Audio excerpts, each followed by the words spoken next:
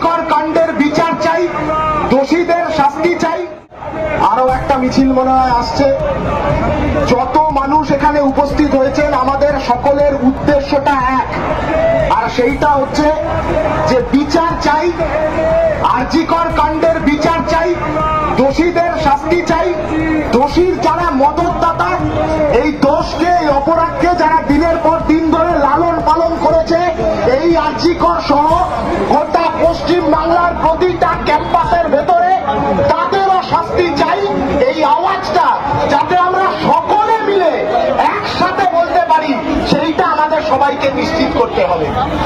আমরা যখন পানিয়াটিতে গিয়েছিলাম, ওর বাড়িতে, মেয়েটির বাড়িতে যখন পৌঁছই, তখন মেয়েটির বাবা মা আমাদের হাত ধরে কাঁদতে কাঁদতে বলেছিল যে এমন আন্দোলন করো যাতে শহর তোলপাড় হয়ে যায়। আজকে আমরা দাঁড়িয়ে বলতে পারি যে গোটা বাংলার মাটিতে বাংলার ছাত্র যুব মহিলারা তারা এমন আন্দোলন করে তুলেছে যে শুধু শহর নয়, রাজ্য নয়, আজকে গোটা দেশ তোলপাড় হয়ে গেছে একটা দাবিতে, যে আরজিকর কাণ্ডের বিচার চাই। গোটা আরজিকরের ভেতরে বছরের পর বছর ধরে দুর্নীতির চক্রকে লালন পালন করেছে কারা? কারা হচ্ছে আরজিকরের ভেতরে পার্কিং লটের কাটমানি কোন ভাইপোর অ্যাকাউন্টে যায়? আরজিকরের ভেতরে কোভিডের সময় বাড়তি দাম দিয়ে, কখনো ডবল দাম, কখনো 3 গুণ দাম দিয়ে কেনা সরঞ্জামের কাটমানি কোন ভাইপোর অ্যাকাউন্টে যায়? আরজিকরের ভেতরে বেড বিক্রি দালাল চক্রের কাটমানি কোন ভাইপোর অ্যাকাউন্টে যায়? আজকে তার জবাব দিতে হবে। ক্যাম্পাসটাকে সমাজ বিরোধীদের মৃগয়া ক্ষেত্র বানিয়ে রেখেছে।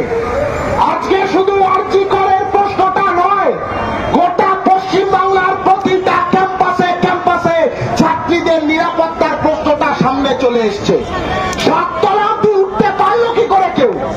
সেমিনার হয়েছিল 7 তলাতে, 1 তলা থেকে 7 তলা পর্যন্ত রাত 2:30টার সময় একজন বাইরের মানুষকে উঠতে পারে কি করে?